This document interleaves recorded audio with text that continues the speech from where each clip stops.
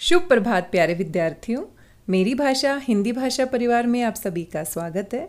आज हम पढ़ने वाले हैं कक्षा 7वीं से पाठ 5 मिठाई वाला। मिठाई वाला पाठ के लेखक हैं भगवती प्रसाद वाजपेयी। अब जैसे ही हम पाठ का नाम सुनते हैं मिठाई वाला, तो हमारे दिमाग में एक चित्र बनता है, शायद ये कहानी किसी मिठाई बेचने वाले के बारे में होगी। जी हाँ प्यारे विद्यार्थियों, कुछ अंदाजा आपने सही लगाया है। लेकिन यहाँ पर जो हमारा पाठ का नाम है मिठाई वाला, उसमें वह व्यक्ति मिठाई के साथ साथ कभी खिलौने बेचता है, कभी मुरली बेचने आता है, कभी मिठाई बेचने आता है और इस तरह से बीच बीच में कुछ ना कुछ सामान बच्चों के लिए बेचने आता है। कहानी के बारे में और जानकारी प्राप्त करने के लिए हमें कहानी को पढ़ना होगा। तो चलिए पढ़ते हैं हमारी कहानी मिठाई वाला। बहुत ही मीठे स्वरों के साथ वह गलियों में घूमता हुआ कहता, बच्चों को बहलाने वाला, खिलौने वाला। यहाँ से हमारी पाठ की शुरुआत होती है और ये बातें मिठाई वाले के बारे में हो रही हैं, जिसके बारे में हमारी कहानी है। वह बहुत ही मीठे स्वर में गली गली घूमता हुआ कहता, बच्चों को बहलाने वाला, खिलौने वाला। बहलाने वाला यानी भुलावा देने वाला, हमारे मन को दूसरी तरफ आकर्षित करने वाला। कभी कभी छोटे बच्चे कुछ पाने के लिए जिद करने लगते हैं और मम्मी पापा उनको भुलावा देने की कोशिश करते हैं, बहलाने की कोशिश करते हैं, यानी कि उनका ध्यान जो वो लेना चाहते हैं उस चीज़ से हटाकर किसी दूसरी चीज़ की ओर दिलाना चाहते हैं। तो बहलाने वाला यानी भुलावा देने वाला, हमारे ध्यान को एक जगह से हटाकर दूसरी जगह लगाने वाला। इस अधूरे वाक्य को वह ऐसे विचित्र यानी कि अलग सा, बिल्कुल अनोखा, किंतु मादक मधुर ढंग से गाकर कहता कि सुनने वाले एक बार अस्थिर हो उठते। जब वो कहता बच्चों को बहलाने वाला, खिलौने वाला, तो ये जो अधूरा वाक्य है उसको वो बहुत ही मीठी आवाज़ में, नशीली आवाज़ में, ताकि हर कोई उसकी आवाज़ को सुनकर उसकी तरफ आकर्षित हो जाए। मादक यानी नशीली, मधुर यानी मीठी, अस्थिर यानी चंचल। कि कोई भी बच्चा, कोई भी व्यक्ति जब उसकी आवाज़ को सुनता था, बच्चों को बहलाने वाला, खिलौने वाला, तो अनायास ही सबका ध्यान उसकी ओर आकर्षित हो जाता था। उसके स्नेहाभिषिक्त कंठ से फूटा हुआ गान सुनकर निकट के मकानों में हलचल मच जाती। स्नेहाभिषिक्त ये दो शब्दों से मिलकर बना है स्नेह जमा अभिषिक्त। स्नेह का अर्थ होता है प्यार और अभिषिक्त यानी पूरी तरह से सराबोर, डूबा हुआ। तो जब उसके प्यार से बिल्कुल परिपूर्ण ऐसे शब्दों को लोग सुनते तो सुनकर निकट के मकानों में हलचल मच जाती। कंठ यानी गला, फूटा हुआ यानी निकलने वाला, यानी कि जब वो अपने गले से इतने मधुर प्यार से भरे हुए शब्दों में लोगों को बुलाता, बच्चों को बुलाता, बच्चों को बहलाने वाला, खिलौने वाला, तो सभी सुनकर मकानों में से लोग बाहर निकलना शुरू हो जाते और जब वो बाहर निकलते तो एक तरह से हलचल मच जाती थी। छोटे छोटे बच्चों को अपनी गोद में लिए युवतियां चिकों को उठाकर छज्जों पर नीचे झांकने लगती। चिक आप सभी ने देखी होगी, बांस की तिल्लियों से बना हुआ एक पर्दा होता है जो हम अपने दरवाजे के बाहर लगाते हैं। एक तो कपड़े का पर्दा होता है, लेकिन दूसरा जो पर्दा होता है वो बांस की तिल्लियों से मिलकर बनाया जाता है, जिसको हम चिक कहते हैं। तो जैसे ही उसकी आवाज़ आती तो जो युवतियाँ हैं, जो औरतें हैं, वो अपने बच्चों को गोद में उठाकर छज्जों पर नीचे झांकने लगती। छज्जा आपने देखा होगा, दीवार से बाहर निकली छत का जो बाहरी हिस्सा होता है जिस पर हम खड़े होकर नीचे देख सकते हैं, ये ज़्यादातर पहले जो मकान होते थे, जो पुराने ज़माने के मकान होते थे, उसमें बनाया जाता था। आजकल तो हमारे घरों में बालकनी होती है, बालकनी भी उसी प्रकार का एक हिस्सा होता है, लेकिन बालकनी के आगे हम रेलिंग लगा देते हैं ताकि कोई नीचे ना गिरे। पहले जो पुराने मकान होते थे उसमें छज्जे होते थे, उसमें कोई रेलिंग नहीं होती थी, दीवार से बाहर थोड़ा सा अलग जो हिस्सा निकला हुआ होता था छत पे, उसको हम छज्जे कहते थे। तो जो औरतें थीं वो जैसे ही मिठाई वाला आवाज़ लगाता, जैसे ही फेरी वाला आवाज़ लगाता, तो हम कह सकते हैं मिठाई वाला या खिलौने बेचने वाला फेरी वाला है। फेरी वाला व्यक्ति वह व्यक्ति होता है जो गली गली जाकर, मोहल्ले मोहल्ले जाकर अपने सामान को बेचने के लिए आवाज़ें लगाता है। आपने भी अपने आसपास अनेक फेरी वालों को देखा होगा। कोई सब्जी बेचने आता है, कोई खिलौने बेचने आता है, कोई लाख की चूड़ियाँ बेचने आता है, कोई कपड़े बेचने आता है।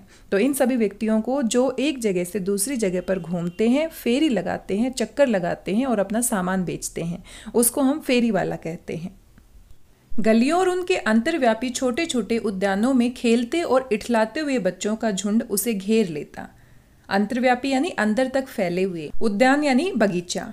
बगीचों में खेलने वाले बच्चे, गलियों में खेलने वाले बच्चे जैसे ही उनकी आवाज़ को सुनते थे चारों तरफ झुंड बनाकर उसको घेर लेते थे और तब वह खिलौने वाला वहीं बैठकर खिलौने की पेटी खोल देता। पेटी यानी जो बक्सा वो अपने साथ लेकर आता था, बॉक्स अपने साथ लेकर आता था जिसमें वो खिलौने रख कर लाता था, उस पेटी को वो बच्चों के सामने खोल देता था। प्यारे विद्यार्थियों, यहाँ पर पूरे पेज पर आए हुए कठिन शब्दों के अर्थ दिए गए हैं। आप इनको दोबारा से पढ़ सकते हैं। जैसे जैसे हम अपनी कहानी को पढ़ते हुए जा रहे हैं, बीच में जो भी कठिन शब्द आता है उसको हम साथ साथ उसका अर्थ जानने की कोशिश करते हैं। यहाँ पर कुछ मुहावरों का भी प्रयोग किया गया है जो अभी तक हमने कहानी पढ़ी है। हलचल मत जाना यानी उथल पुथल मत जाना, पुलकित होना, प्रसन्न होना, खुश होना। और आगे आने वाले पेज पर हम कुछ और शब्दों को देखेंगे। इचका यानी इसका, हिलोर यानी तरंग या लहर, मेला घोला केछा छुंदल ए, ये बच्चे तुतलाकर बोलेंगे आगे, मेरा घोड़ा कैसा सुंदर है। ओल यानी कि और। आइए आगे पढ़ते हैं। जब खिलौने वाला बच्चों के सामने अपनी पेटी खोल देता था तब बच्चे खिलौने देखकर पुलकित हो उठते। पुलकित होना यानी खुश होना। वे पैसे लाकर खिलौने का मोल भाव करने लगते। मोल भाव करना यानी कि पूछना कितने में ये खिलौना आपने दिया। पूछते इचका दाम क्या है। इचका यानी इसका। यहाँ बच्चे तुतलाकर बोल रहे हैं, बहुत छोटे बच्चे हैं। ओल इचका, ओल यानी कि और, इचका यानी कि इसका। ओल इचका, इस तरह से बच्चे पूछते सभी खिलौनों के बारे में कि इनका दाम क्या है, इनके कितने पैसे लोगे। खिलौने वाला बच्चों को देखता और उनकी नन्ही नन्ही उंगलियों से पैसे ले लेता और बच्चों की इच्छा अनुसार उन्हें खिलौने दे देता। बच्चों को जो खिलौना पसंद आता था वो उनको दे देता और बच्चे अपने मम्मी पापा से पैसे लेकर आते थे, पैसे उनसे वो ले लेता। खिलौने लेकर फिर बच्चे उछलने कूदने लगते और तब फिर खिलौने वाला उसी प्रकार गाकर कहता, बच्चों को बहलाने वाला खिलौने वाला। सागर की हिलोर की भांति उसका ये मादक गान गली भर के मकानों में इस ओर से उस ओर तक लहराता हुआ पहुंचता और खिलौने वाला आगे बढ़ जाता। जब वो आवाज़ लगाता था अपनी मधुर आवाज़ में, अपनी मीठी आवाज़ में, तो सभी लोगों का ध्यान अपनी ओर आकर्षित कर लेता था। इस तरह से खिलौने वाला एक जगह से दूसरी जगह बच्चों को बुलाता, बच्चे आते, उससे खिलौने लेते और पूरी गली मोहल्ले में, आसपास के वातावरण में उसकी आवाज़ गूंजने लगती। राय विजय बहादुर के बच्चे भी एक दिन खिलौने लेकर घर आए। वे दो बच्चे थे, चुन्नू और मुन्नू। तो यहाँ पर विजय बहादुर के बच्चों की बात हो रही है। आइए जानते हैं इनके बारे में। चुन्नू जब खिलौने ले आया तो बोला, मेला घोला कैचा छुंदर ए। तो चुन्नू बहुत छोटा बच्चा है, वो तुतलाकर बोल रहा है, साफ साफ नहीं बोल पा रहा है कि मेरा घोड़ा कितना सुंदर है। मुन्नू बोला, ओल देखो मेला कैचा छुंदर ए। ओल यानी कि और मुन्नू कहता है, देखो मेरा कैचा छुंदर ए, यानी कि मेरा घोड़ा तुमसे भी सुंदर है। आप भी अपने घर में अपने भाई बहन के साथ ऐसे ही करते हैं और आपके आसपास अगर बहुत छोटा बच्चा है जो तुतलाकर बोलता है, उसको भी आप बोलते हुए देख सकते हैं। तो यहाँ चुन्नू मुन्नू अपनी तुतली सी और प्यारी सी आवाज़ में एक दूसरे के साथ अपने खिलौनों की बातें कर रहे हैं। दोनों अपने हाथी घोड़े लेकर घर भर में उछलने लगे। इन बच्चों की माँ रोहिणी कुछ देर तक खड़े खड़े उनका खेल निरखती रही। निरखना यानी कि देखना। माँ ने देखा दोनों छोटे बच्चे अपने खिलौनों के साथ हाथी घोड़ों के साथ उछल रहे हैं, खेल रहे हैं। अंत में दोनों बच्चों को बुलाकर उसने पूछा, अरे ओ चुन्नू मुन्नू, ये खिलौने तुमने कितने में लिए हैं? मुन्नू बोला, 2 पैसे में। पैसे यानी कि पैसे में। खिलौने वाला दे गया ए। थोड़ा सा तुतलाकर बोल रहा है। रोहिणी सोचने लगी, इतने सस्ते कैसे दे गया है? कैसे दे गया है ये तो वही जाने, लेकिन दे तो गया ही है, इतना तो निश्चय है। अब बच्चों की माँ सोचने लगी, 2 पैसे में कौन खिलौने देता है? इतना सस्ता खिलौना तो कोई नहीं देता है, लेकिन देकर तो गया है, तभी बच्चे लेकर आए हैं। तो रोहिणी बच्चों की माँ है, चुन्नू मुन्नू की माँ है। एक जरा सी बात ठहरी, रोहिणी अपने काम में लग गई। फिर कभी उसे इस पर विचार करने की आवश्यकता ही भला क्यों पड़ती? यानी माँ ने थोड़ी देर के लिए सोचा, इतने सस्ते खिलौने कौन देता है, लेकिन थोड़ी देर के बाद माँ अपने काम करने लग गई और इस बात को भूल गई। 6 महीने बाद, यानी 6 महीने बीत चुके हैं और 6 महीने बाद देखे क्या होता है। नगर भर में 2-4 दिनों से एक मुरली वाले के आने का समाचार फैल गया। लोग कहने लगे, भाई वाह, मुरली बजाने में वह एक ही उस्ताद है। उस्ताद यानी कि एक्सपर्ट, यानी कि जो अपने काम को बहुत अच्छे तरीके से करने वाला होता है। प्रवीण भी हम इसे कह सकते हैं। मुरली बजाकर गाना सुनाकर वह मुरली बेचता भी है, सो भी 2-2 पैसे में। भला इसमें उसे क्या मिलता होगा? मेहनत भी तो न आती होगी। सभी आसपास के लोग एक मुरली वाले के बारे में बात कर रहे हैं कि एक मुरली वाला है जिसकी बहुत ही मधुर आवाज़ है, मीठी आवाज़ है। वो मुरली बजाता है और 2-2 पैसे में मुरली बेचता है। इतनी सस्ती मुरली कौन बेचता है? इतने में तो उसको अपना जो मेहनत है वो भी नहीं बनती होगी, यानी कि जितने में उसने खरीदा है उतने में भी वो नहीं बेच रहा है। तो आसपास के लोग नगर भर में इस तरह की बातें कर रहे थे। एक व्यक्ति ने पूछ लिया, कैसा है वह मुरली वाला? मैंने तो उसे नहीं देखा। उत्तर मिला, उम्र तो उसकी अभी अधिक न होगी, यही 30-32 का होगा। 30-32 यानी कि 30-32 के बीच में उसकी उम्र होगी। दुबला पतला गोरा युवक है। दुबला पतला यानी थोड़ा सा कमजोर है, पतला है और गोरे रंग का युवक है। बीकानेरी रंगीन साफा बांधता है। बीकानेर कहाँ पर है? राजस्थान में। और राजस्थान में रंगीन जो पगड़ी होती है आपने देखी होगी, साफा यानी पगड़ी उसने सर पे पहनी हुई है। वही तो नहीं जो पहले खिलौने बेचा करता था। क्या वह पहले खिलौने भी बेचा करता था? इस तरह की बातें आसपास के लोग कर रहे हैं। प्यारे विद्यार्थियों, आपको क्या लगता है, क्या ये वही व्यक्ति है जो मुरली बेचने आया है जो पहले कभी खिलौने बेचने आता था? आइए देखते हैं। हाँ, जो आकार प्रकार तुमने बतलाया उसी प्रकार का वह भी था। आकार प्रकार यानी कि वेशभूषा, रंग रूप जो आपने बताया है कि कितना लंबा था वो, दुबला पतला था और किस तरह के कपड़े पहनता था। तो इस आकार प्रकार से तो ऐसा लगता है जैसे वो खिलौने वाला ही है। तो वही होगा, पर भाई है वह एक उस्ताद यानी एक्सपर्ट, बड़ी अच्छी मुरली बजाता है। प्रतिदिन इसी प्रकार उस मुरली वाले की चर्चा होती। प्रतिदिन यानी कि हर रोज। प्रतिदिन नगर की प्रत्येक गली में उसका मादक मृदुल स्वर सुनाई पड़ता। बच्चों को बहलाने वाला मुरलिया वाला। इस बार वो क्या कहता? मुरलिया वाला, क्योंकि वो मुरली बेचने आया था। रोहिणी ने भी मुरली वाले का ये स्वर सुना। तुरंत ही उसे खिलौने वाले का स्मरण हो आया। तुरंत यानी जल्दी से, स्मरण होना यानी याद आना। अब रोहिणी जो है जैसे ही उसकी आवाज़ सुनती है तो वो पहचान लेती है कि पहले वो बोलता था बच्चों को बहलाने वाला, खिलौने वाला। तो उसने उसकी आवाज़ को कुछ कुछ पहचान लिया। उसने मन ही मन कहा, खिलौने वाला भी इसी तरह गा गा कर खिलौने बेचा करता था। रोहिणी उठकर अपने पति विजय बाबू के पास गई। जरा उस मुरली वाले को बुलाओ तो चुन्नू मुन्नू के लिए ले लूँ। क्या पता ये कभी इधर आए न आए, वे भी जान पड़ता है पार्क में खेलने निकल गए हैं। अब रोहिणी अपने पति से कहती है, विजय बाबू से कहती है कि हम भी मुरली वाले से मुरली ले लेते हैं चुन्नू मुन्नू के लिए। और चुन्नू मुन्नू अभी कहाँ पर गए हुए हैं? पार्क में खेलने गए हुए हैं। विजय बाबू एक समाचार पत्र पढ़ रहे थे। उसी तरह उसे लिए हुए वे दरवाजे पर आकर मुरली वाले से बोले, क्यों भाई, किस तरह देते हो मुरली? किसी की टोपी गली में गिर पड़ी, किसी का जूता पार्क में ही छूट गया और किसी की सोथनी यानी पाजामा ही ढीली होकर लटक आई है। इस तरह दौड़ते हांफते हुए बच्चों का झुंड आ पहुंचा। झुंड यानी समूह। जैसे ही विजय बहादुर वहां पर गए मुरली वाले से बात करने, तो उन्होंने देखा कि सारे बच्चे गलियों से इधर से उधर से निकलकर और बिल्कुल उछलते हुए, किसी का पजामा ढीला हो गया है, किसी के जूते पैर के निकल गए हैं और मुरली वाले को चारों तरफ से घेर लेते हैं। आप चित्र में भी देख सकते हैं।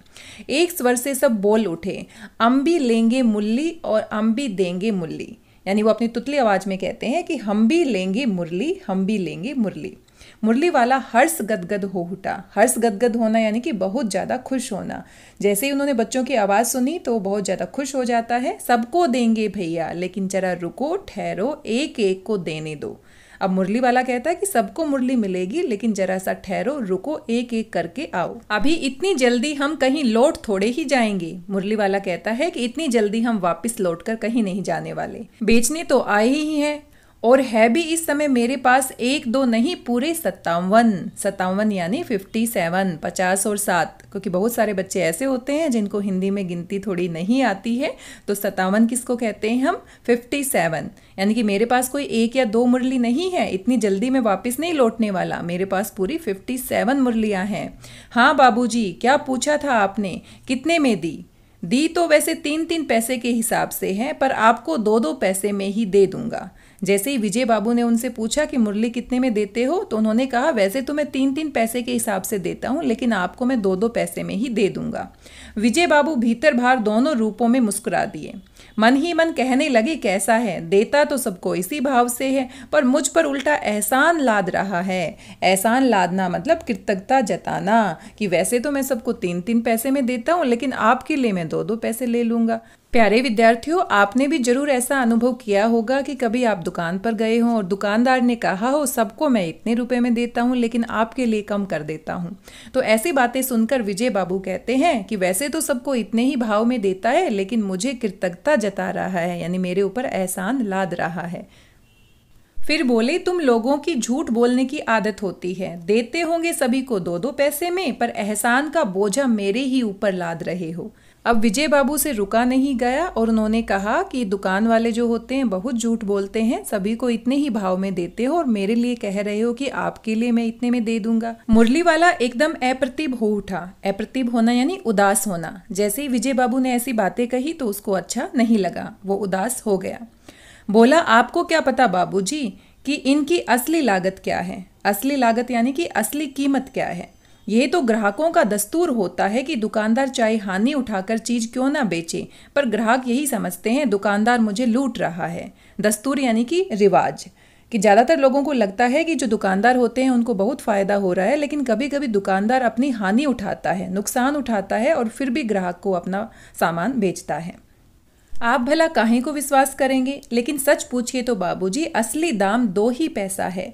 आप कहीं से 2 पैसे में ये मुरली नहीं पा सकते। मैंने तो पूरी 1000 बनवाई थी, तब मुझे इस भाव पड़ी है। तो दुकानदार अपनी बात को समझाने की कोशिश करता है कि मैं आपसे लूट नहीं रहा हूँ, मैं आपको जानबूझकर कम कीमत पर नहीं दे रहा हूँ। विजय बाबू बोले, अच्छा मुझे ज़्यादा वक्त नहीं है, यानी मेरे पास ज़्यादा समय नहीं है, जल्दी से 2 ठो निकाल दो, यानी 2 मुरलियाँ मुझे दे दो। 2 मुरलियाँ लेकर विजय बाबू फिर मकान के भीतर पहुंच गए। मुरली वाला देर तक उन बच्चों के झुंड में मुरलियाँ बेचता रहा। उसके पास कई रंग की मुरलियाँ थी। बच्चे जो रंग पसंद करते, मुरली वाला उसी रंग की मुरली निकाल देता। ये बड़ी अच्छी मुरली है, तुम यही ले लो बाबू। राजा बाबू तुम्हारे लायक तो बस यह है। हाँ भैये, तुमको वही देंगे, ये लो। तुमको वैसी न चाहिए।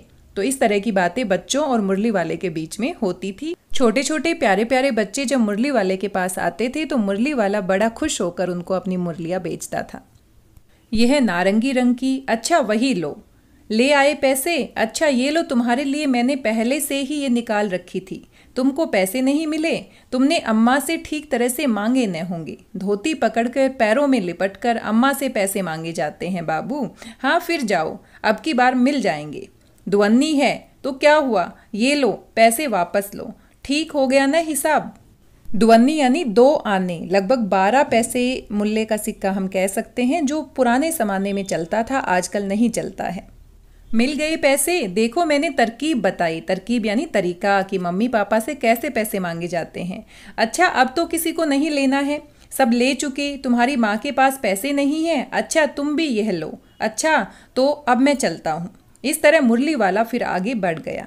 इस तरह से बच्चों से बड़े ही प्यार से बातें करता था और अपना मन बहलाता था और बच्चों का भी मन बहलाता था। आज अपने मकान में बैठी हुई रोहिणी मुरली वाले की सारी बातें सुनती रही। आज भी उसने अनुभव किया बच्चों के साथ इतने प्यार से बातें करने वाला फेरी वाला पहले कभी नहीं आया। फिर वह सौदा भी कैसा सस्ता बेचता है, भला आदमी जान पड़ता है। भला यानी अच्छा आदमी। समय की बात है जो बेचारा इस तरह मारा मारा फिरता है, पेट जो ने कराए सो थोड़ा। अब रोहिणी चुन्नू मुन्नू की जो माँ है वो फेरी वाले के बारे में सोचती है कि इतने सस्ते खिलौने देता है, इतनी सस्ती मुरलियाँ बेचता है, भला ऐसा कौन करता है। कुछ ना कुछ तो इसके साथ गड़बड़ है, कुछ ना कुछ परेशानी तो है, वरना इस तरह से कोई भी व्यक्ति नहीं आता जो इतना सस्ता सामान बेचकर जाता है और इतने प्यार से बच्चों के साथ बातें करता है। इसी समय मुरली वाले का क्षीण स्वर दूसरी निकट की गली में सुनाई पड़ा। क्षीण यानी कि कमजोर, बहुत धीरे धीरे सुनाई देना, क्योंकि दूर की गली से आवाज आ रही थी। बच्चों को बहलाने वाला मुरलिया वाला। रोहिणी इसे सुनकर मन ही मन कहने लगी, और स्वर कैसा मीठा है इसका। बहुत दिनों तक रोहिणी को मुरली वाले का ये मीठा स्वर और उसकी बच्चों के प्रति वे स्नेहसिक्त बातें याद आती रही। स्नेहसिक्त यानी प्यार भरी बातें। जिस तरह से वो बच्चों से बात करता था और बच्चों के साथ खिलौने बेचता था, वो सभी बाकी लोगों से बिल्कुल अलग थी। महीने के महीने आए और चले गए, फिर मुरली वाला न आया। धीरे धीरे उसकी स्मृति भी क्षीण हो गई। स्मृति यानी यादें, क्षीण होना यानी कमजोर होना। कहानी में हमने देखा कि सबसे पहले वो खिलौने बेचने के लिए आता है, फिर 6 महीने के बाद मुरली बेचने के लिए आता है। और अब रोहिणी देख रही है कि काफ़ी महीनों तक अब दोबारा से वो नहीं आया है। तो इस तरह से लोग उसको धीरे धीरे धीरे भूल जाते हैं और जो यादें हैं मुरली वाले की, खिलौने वाले की, वो क्षीण हो जाती है यानी कमज़ोर हो जाती है। 8 मास बाद यानी 8 महीने बाद इस बार कोई आता है। कितने महीने बाद? 8 महीने बाद। सर्दी के दिन थे। रोहिणी स्नान करके मकान की छत पर चढ़कर आजानुलंबित केश राशि सुखा रही थी। आजानुलंबित होते हैं घुटनों तक लंबे केश यानी बाल। यानी कि जो रोहिणी है, चुन्नू मुन्नू की माँ है, वो सर्दी के मौसम में अपनी छत के ऊपर चढ़कर अपने लंबे बालों को सुखा रही थी। इस समय नीचे की गली में सुनाई पड़ा बच्चों को बहलाने वाला मिठाई वाला। और इस बार क्या लेके आता है? मिठाई लेके आता है। और आपको लगता है ये वही व्यक्ति है जो पहले खिलौने वाला और मुरली वाला बनकर आया था? आइए देखते हैं। मिठाई वाले का स्वर उसके लिए परिचित था। परिचित यानी कि जाना पहचाना। झट से रोहिणी नीचे उतर आई। उस समय उसके पति मकान में नहीं थे। हाँ, उसकी वृद्धा दादी थी। रोहिणी उनके निकट आकर बोली, दादी, चुन्नू मुन्नू के लिए मिठाई लेनी है। जरा कमरे में चलकर ठहराओ। मैं उधर कैसे जाऊं? कोई आता न हो। जरा हटकर, मैं भी चिक की ओट में बैठी रहूंगी। अब आप यहाँ पर देख सकते हो कि जो औरतें हैं वो पर्दे में रहती थी। बहुत पुराने समय की बात की जा रही है और वो किसी बाहर के आदमी के सामने नहीं आती थी। आप चित्र में देख पा रहे हैं, दादी बैठी हुई है और उनके सामने मिठाई वाला बैठा हुआ है। चुन्नू मुन्नू खड़े हुए हैं। लेकिन जो रोहिणी है, बच्चों की माँ है, वो पर्दे के पीछे से देख रही है, क्योंकि ये हमारे समाज में बहुत बड़ी बुराई थी। आजकल भी काफ़ी जगह पर ऐसे देखा जाता है कि औरतें पर्दा करती हैं। औरतों को बाहर किसी दूसरे व्यक्ति के सामने आने की इजाज़त नहीं होती है। प्यारे विद्यार्थियों, आप भी सोचिए, क्या ऐसी प्रथाएं हमारे समाज में होनी चाहिए? क्या औरतों को पर्दा करना चाहिए? क्या उनको किसी और व्यक्ति से खुलकर बात नहीं करनी चाहिए? इसके बारे में सोचिएगा आप। जरा हटकर, मैं भी चिक की ओट में बैठी रहूंगी। ओट यानी कि पीछे की जो चिक है, जो पर्दा है बांस की तिलियों से बना हुआ, उसकी साइड में मैं भी बैठकर देखती रहूंगी। दादी उठकर कमरे में आकर बोली, ए मिठाई वाले, इधर आना। मिठाई वाला निकट आ गया। बोला, कितनी मिठाई दूं माँ? ये नए तरह की मिठाइयाँ हैं, रंग बिरंगी, कुछ कुछ खट्टी, कुछ कुछ मीठी, जायकेदार। जायकेदार यानी कि स्वादिष्ट, टेस्टी, बड़ी देर तक मुंह में टिकती हैं, जल्दी नहीं घुलती। यानी बच्चे अपने मुंह में काफ़ी देर तक इसे चूस सकते हैं। ज़्यादा जल्दी ये पिघलती नहीं है, मेल्ट नहीं होती है। बच्चे बड़े चाव से चूसते हैं। इन गुणों के सिवा ये खांसी भी दूर करती है। कितनी दूं? चपटी, गोल, पहलदार गोलियां हैं। पैसे की 16 देता हूँ। 1 पैसे की 16 छोटी छोटी गोलियां। तो आप देख सकते हैं कि जो हमारा फेरी वाला है, वो चाहे वो खिलौने बेचता है, मुरली बेचता है या मिठाई बेचता है, बहुत ही सस्ते दामों पर बेचता है। लगता है कि उसको दुकानदारी नहीं करनी है, उसको पैसे नहीं कमाने हैं, कुछ ना कुछ तो उसके साथ कुछ हुआ है। चाव से यानी कि रुचि से, इंटरेस्ट से। पहलदार यानी कि मोटी परत वाली गोलियां हैं। इनकी जो परत है वो बहुत मोटी है, जल्दी से मुंह में पिघलती नहीं है और बच्चे बड़े चाव से यानी कि बड़ी रुचि से, बड़े खुश होकर इनको खाते हैं। दादी बोली, 16 तो बहुत कम होती है, भला 25 तो देते। मिठाई वाला, नहीं दादी, अधिक नहीं दे सकता, इतनी भी देता हूँ। ये अब मैं तुम्हें क्या, खैर मैं अधिक न दे सकूँगा। रोहिणी दादी के पास ही थी। बोली, दादी फिर भी काफ़ी सस्ता दे रहा है, 4 पैसे की ही ले लो। ये पैसे रहे। मिठाई वाला मिठाइयाँ गिनने लगा। अब दादी मोल भाव करने लगी कि 16 तो बहुत कम देते हो, 25 दे दो। 16 यानी कि 16, 25 यानी 25। सभी बच्चों को हिंदी में गिनती भी आनी चाहिए। तो 4 की दे दो। अच्छा 25 नहीं सही 20 ही दो। अरे हाँ, मैं बूढ़ी हुई, मोल भाव अब मुझे ज़्यादा करना आता भी नहीं। तो दादी का मन कर रहा है मोल भाव करने का, क्योंकि चाहे दुकानदार कितना भी सामान सस्ता क्यों ना दे, हम जरूर उससे कम करवाने की कोशिश करते हैं। कहते हुए दादी के पोपले मुंह से जरा सी मुस्कुराहट फूट निकली। पोपला मुंह यानी कि बिना दांतों वाला मुंह। जब हम बूढ़े हो जाते हैं तो हमारे दांत टूट जाते हैं प्यारे बच्चों, इसीलिए हमें अपने दांतों का खास ख्याल रखना चाहिए। चॉकलेट खाते समय, मिठाई खाते समय विशेष रूप से ध्यान रखना चाहिए और ब्रश जरूर करनी चाहिए, वरना दादी की तरह हमारा मुंह भी समय से पहले ही पोपला हो सकता है। पोपला यानी बिना दांतों का मुंह। तो दादी थोड़ा मुस्कुराने लगी। रोहिणी ने दादी से कहा, दादी इससे पूछो तुम इस शहर में और कभी भी आए थे या पहली बार आए हो? क्योंकि रोहिणी के मन में काफ़ी बातें चल रही है। वो बार बार मुरली वाले के बारे में, खिलौने वाले के बारे में और साथ में मिठाई वाले के बारे में सोच रही है कि वह सारा सामान इतना सस्ता क्यों देता है। रोहिणी मिठाई वाले के बारे में जानना चाहती है, इसीलिए उसने दादी से कहा कि इससे पूछो क्या ये पहली बार यहाँ पर आया है? यहाँ के निवासी तो तुम हो नहीं, निवासी यानी रहने वाले, कि तुम आसपास के रहने वाले तो लगते नहीं हो, काफी दिनों बाद आते हो। दादी ने इस कथन को दोहराने की चेष्टा की थी कि मिठाई वाले ने उत्तर दिया, चेष्टा करना यानी कोशिश करना। जैसे ही रोहिणी ने दादी से कहा कि दादी उनसे पूछो, तो दादी ने ये बात दोहराई कि तुम पहली बार यहाँ आए हो, यहाँ के रहने वाले तो लगते नहीं हो। तो इस बात पर मिठाई वाला कहता है, अब देखते हैं क्या कहता है। पहली बार नहीं, और भी कई बार आ चुका हूँ, रोहिणी चिक की आड़ ही से बोली। पहले यही मिठाई बेचते हुए आए थे या कोई और चीज लेकर? मिठाई वाला हर्ष, संशय और विस्मयादि भाव में डूबकर बोला। हर्ष यानी खुशी, उसको खुशी हुई कि लोग मुझे पहचानते हैं। संशय यानी शक हुआ कि वो क्या जानना चाहते हैं। और विस्मयादि यानी कि हैरानी वाले भावों से डूबकर उन्होंने कहा, इससे पहले मुरली लेकर आया था और उससे भी पहले खिलौने लेकर। रोहिणी का अनुमान ठीक निकला, क्योंकि रोहिणी मन ही मन सोच रही थी कि ये सारे जो व्यक्ति हैं, जो कभी खिलौना बेचने वाला आता है, कभी मुरली बेचने वाला आता है और कभी मिठाई लेकर आता है, ये एक ही व्यक्ति है। यानी रोहिणी की बात सही थी। अब तो वह उससे और भी कुछ बातें पूछने के लिए अस्थिर हो उठी। अस्थिर होना यानी चंचल होना, अपने मन को रोक नहीं पाना। वह बोली, इन व्यवसायों में भला तुम्हें क्या मिलता होगा? व्यवसाय यानी कि जो काम तुम करते हो, क्या इससे कोई फायदा भी मिलता है? वह बोला, मिलता भला क्या है, यही खाने भर को मिल जाता है, यानी जितना मैं कमाता हूँ उससे खाने पीने का गुजारा चल जाता है। कभी नहीं भी मिलता, यानी कभी कभी इतनी कमाई भी नहीं होती है कि जिससे मेरा खाने का गुजारा चल जाए। पर हाँ, संतोष, धीरज और कभी कभी असीम सुख जरूर मिलता है। संतोष यानी कि मन में सेटिस्फेक्शन होता है, खुशी होती है। धीरज यानी धैर्य बना रहता है। और कभी कभी असीम, असीम यानी अपार सुख, अपार खुशी, जिसकी कोई सीमा नहीं होती है। और यही मैं चाहता भी हूँ। सो कैसे, वह भी बताओ। अब रोहिणी जानना चाहती है उसके बारे में सब कुछ। अब व्यर्थ उन बातों की क्यों चर्चा करूं? व्यर्थ यानी बेकार में ही मैं अपनी पीछे की बातों के बारे में क्यों बात करूं? उन्हें आप जाने ही दे। उन बातों को सुनकर आपको दुख ही होगा। मुरली वाला ये सारी बातें कहता है। जब इतना बताया है तब और भी बता दो। मैं बहुत उत्सुक हूँ। उत्सुक होना यानी कि जानने के लिए बहुत ज़्यादा लालायित होना, जानने की बहुत ज़्यादा इच्छा होना। तुम्हारा हर्जा न होगा। हर्जा यानी नुकसान नहीं होगा। मिठाई मैं और भी ले लूँगी, चिंता मत करो, मैं तुमसे और भी मिठाई खरीद लूँगी, लेकिन मैं तुम्हारे बारे में जानना चाहती हूँ, अपने बारे में कुछ और भी बताओ। अतिशय गंभीरता के साथ मिठाई वाले ने कहा। अतिशय यानी बहुत ज़्यादा, गंभीरता यानी गंभीर होना, शांत रहना। मैं भी अपने नगर का एक प्रतिष्ठित आदमी था। प्रतिष्ठित यानी कि सम्मानित। मैं भी अपने नगर का, अपने शहर का बहुत सम्मानित व्यक्ति था। मकान, व्यवसाय, गाड़ी घोड़े, नौकर चाकर, सभी कुछ था, यानी मेरे पास सब कुछ था। स्त्री थी, छोटे छोटे 2 बच्चे भी थे। स्त्री यानी पत्नी, मेरी पत्नी थी और 2 छोटे छोटे बच्चे थे। मेरा वह सोने का संसार था। सोने का संसार यानी कि बहुत ज़्यादा खुश और सुखमय जीवन था।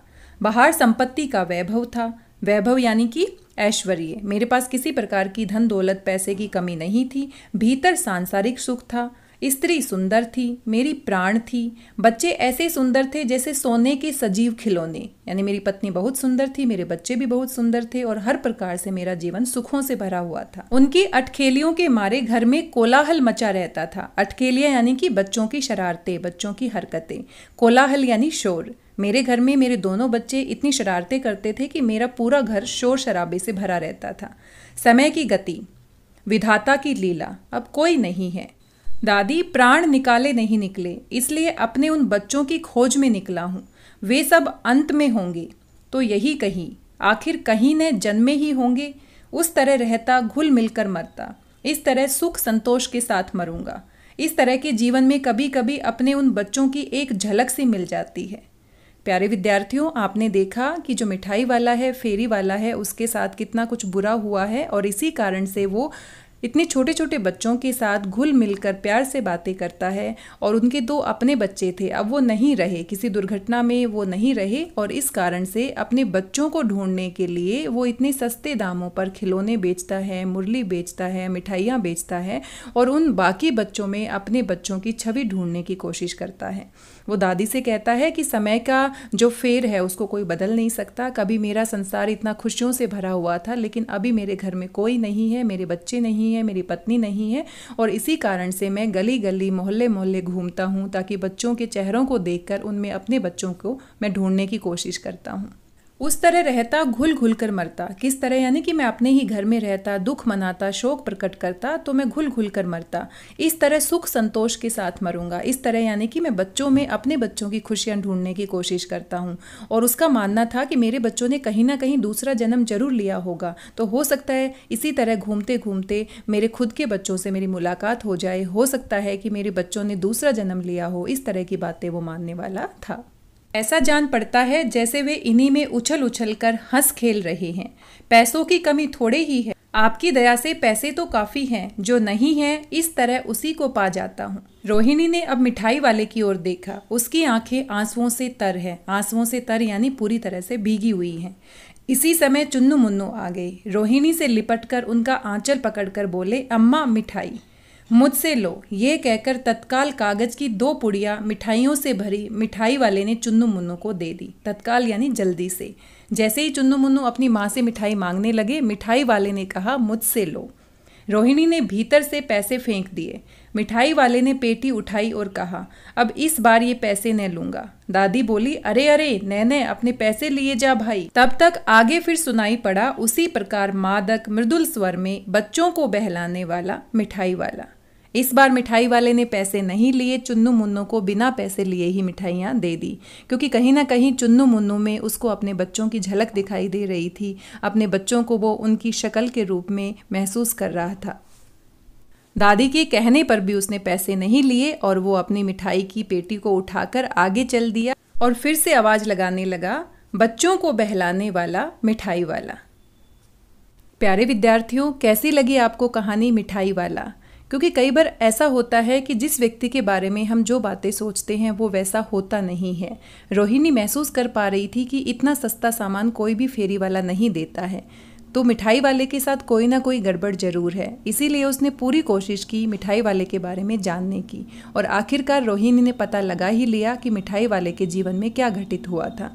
उसके जीवन में दुख था, परेशानी थी और अपने दुख और परेशानी को दूर करने के लिए वो गली गली फेरी लगाता था, मिठाई बेचता था, खिलौने बेचता था, मुरली बेचता था और बहुत ही कम दामों पर बेचता था। उसने बताया कि उसके पास पैसे की कोई कमी नहीं है। वो पैसे कमाने नहीं आता बल्कि खुशियाँ ढूंढने आता है। आप अंदाज़ा लगा सकते हैं बच्चों, उनकी पत्नी और उनके बच्चों के साथ क्या हुआ होगा, क्योंकि पाठ में कहीं पर भी पूरी घटना का वर्णन नहीं किया गया है कि उनके बच्चे और उनकी पत्नी की मृत्यु कैसे हुई। आप खुद से सोचकर अंदाज़ा लगा सकते हैं। प्यारे विद्यार्थियों, पाठ में आए कठिन शब्दों को आप यहाँ स्क्रीन पे दोबारा से देख सकते हैं। इनको दोबारा से आप पढ़ सकते हैं। इसी तरह से आप नए नए शब्दों के बारे में जानेंगे, नए नए शब्दों के अर्थ के बारे में जानेंगे। आप सभी शब्दों को दोबारा से पढ़ के देखिएगा। वीडियो काफ़ी लंबा हो गया है। आज के वीडियो में बस इतना ही। अगले वीडियो में मिठाई वाला पाठ के अभ्यास के प्रश्न उत्तर डिस्कस करेंगे। तब तक स्वस्थ रहिए, व्यस्त रहिए, मस्त रहिए और खुश होकर पढ़ते रहिए। वीडियो आपको कैसा लगा ज़रूर बताइएगा। मेरी भाषा हिंदी भाषा से जुड़ने के लिए आप सभी का धन्यवाद, बहुत बहुत धन्यवाद।